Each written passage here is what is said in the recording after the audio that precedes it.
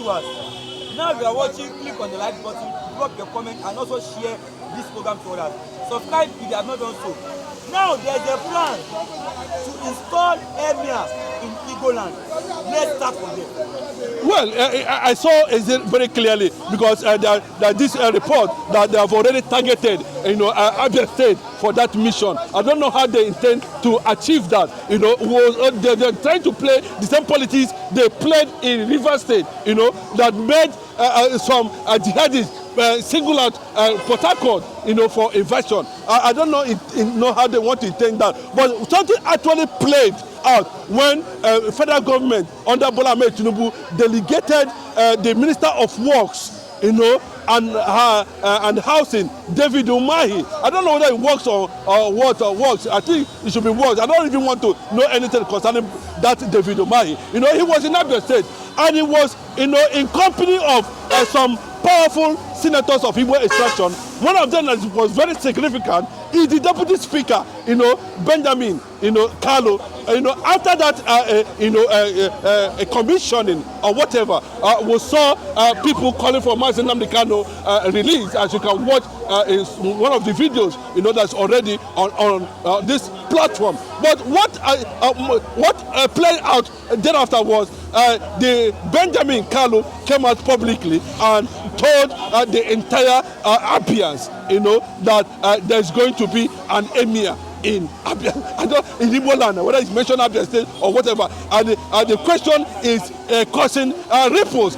I don't know what he means by that. Alex Oti will be conquered by 2027 or by the next election, or when his tenure expires, that APC government will take over Abia State. And that was what, spread the speculation. That's what spread the rumor, that there's already a concluded plan, to install Emir in Igbo land. That Emir we are talking about, we don't know whether it is a political party, that they want to make sure that APC take over the entire, eastern region. And remember, that people must understand this. It will be very difficult for APC to dismantle Alex Oti in Abia State, because I know that the northern Fulani themselves are not happy with Obi's stance.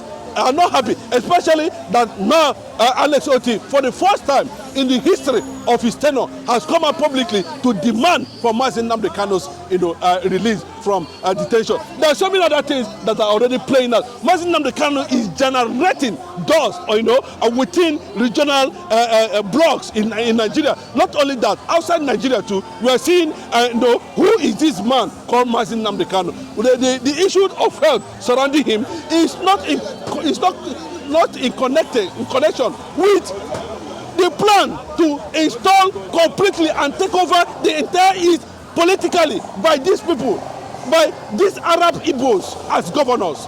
And at the end of the day, we are going to see a Fulani imposed emir in the southeast. And for them to achieve that, they are only pretending, releasing Nnamdi Kanu. It is not coming from the heart until these things have been achieved. It is an exposed reality, and we must keep our eyes open on this fact, because I do not see how somebody will come from there and start telling one of the governors that we are having sympathy for, that has done, to an extent, extremely well. Abia State goes on state, the #1 state in Nigeria, has not been blessed with good governance. This is the first time we are experiencing that. And now, the same people that brought Islamization, brought jihadists,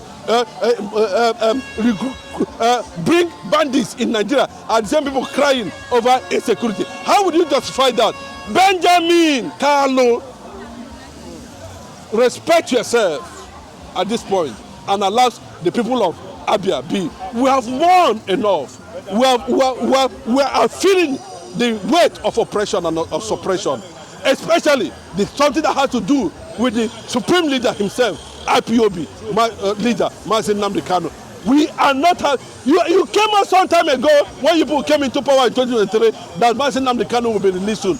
The same Benjamin, you said it, but what are we seeing today? So whatever plan you are going to have to install Emir or to take over and plant Arab governors, Igbo governors in the east, so that you'll be able to, conclude their political conquest, before 2027, before you release Nnamdi Kanu, so that Nnamdi Kanu will now have a particular place to put down his feet. That plan will be resisted by 85 million Biafrans all over the world. Let me tell you, it will shock you at the end of the day, and also shock Nigerians, that the South is coming up as a bloc very soon.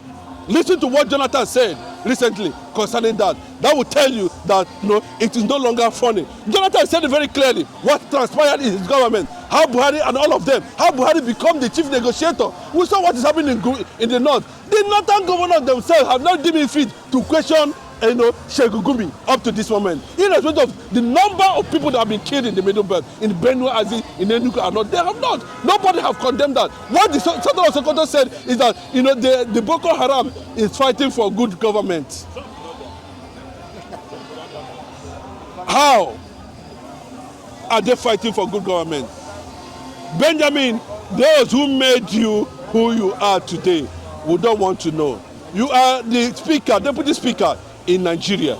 You are not the deputy speaker in Abia State. You cannot come and dictate and come and impose something. And another last thing I want to bring to the public reaction is the issue.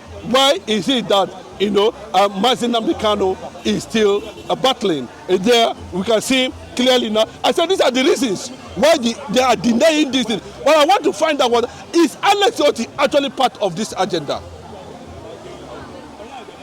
Because I know recently he came under pressure by the elders of Abians going to the government house in Umuahia to tell Alex Otti what to do. There's a momentum, there's a consensus that this movement building up, that might shift the attention to another force. Imagine that you people will not be happy with. I can tell you, they might not be as non-violent as IPOB. Viewers, if you are still watching, click on the like button, drop your comment, and also share this program. Now, Nnamdi Kanu will appear in court 8th of October 2025. What can you say about this? Let me just say that they have written to the World Medical Association. The woman, the head of the president, is from Ghana. I think if I can remember his name, something Sliver. I can remember her name.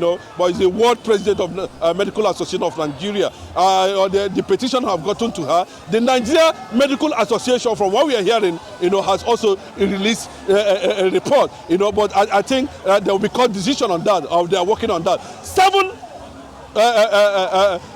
members of the medical practitioners were picked from different zones. About 7 of them, came together and carried out a test. The problem is that why is DSS watching somebody who is in their custody dying and without making any move in that regard? That is wickedness, a clear-cut wickedness. And we don't know what actually that is playing out. That Nnamdi Kanu is totally handicapped. Can these politicians do they have conscience at all? Especially those from the eastern part of the country. Do they actually have conscience? Posterity, karma, have a way, of defining moments. And you will not be surprised when it strikes. I can tell you, there have been years of, God has been doing this thing for you to realize where you are, that my people will not die. If they have been like this, then there will be no Israel anywhere in the world.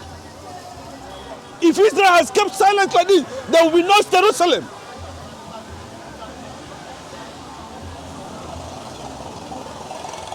What are they going to come out now and say that the report that was initially given by Nnamdi Kanu personal doctor, who is one of the best physicians in the history of Nigeria, a product of UNN, is not correct? They have taken the blood tests everywhere, all over the world. They are just parabolating, making sure that they find a way to frustrate Nnamdi Kanu, because they feel that the Igbo leaders themselves has compromised and nobody is able to stand up to question what is actually going on. They went after someone about the same thing. Now, who is talking in Igbo land now? Who is complaining? Who is questioning what is going on in Igbo land now? Who is the one talking now? Who? Tell me the voice in the wilderness speaking for the Igbo people now. And he said that Bola Ahmed Tinubu, we should celebrate him. He said we should celebrate his Igbo leaders. For a man that did not commit any crime, he's been allowed to die. Let us see what the Nigeria. They said they have submitted the report to the Attorney General of the Federation. Whatever they like, they decide. Over Nnamdi Kanu, whatever they like, let them decide. But thank God today, Nigerians are facing the reality. Sure. The Nigerian pastors who are supposed to take, a decisive action. So what is Nnamdi Kanu talking about? That the Christendom will be conquered. And look at, there's no justification for that. So we have moved from that era to what is Omotosho actually going to judge in the court. James Omotosho, the presiding judge, what are you going to judge now? Nnamdi Kanu, I know, will not be taken out of Nigeria for medical services under this kind of condition. Agreed, But what are we going to see? Are we going to see Nnamdi Kanu discharged and acquitted according to what that has been pronounced by the Supreme Court? That's going to be a devastating issue if Nnamdi Kanu dies in DSS custody. It will be quite regrettable for everybody who has come to that point. This did not happen under Bola Ahmed Tinubu. I don't know why Bola Ahmed Tinubu is keeping him there. We do not know. Is it aligning with the movement we are talking about? Does he support that? We saw what happened in United Nations General Assembly, where the government delegate went and supported Hamas. Viewers, if you are still watching, click on the like button, drop your comment, and also share this program. Subscribe if you have not done so. God bless you and have a nice day.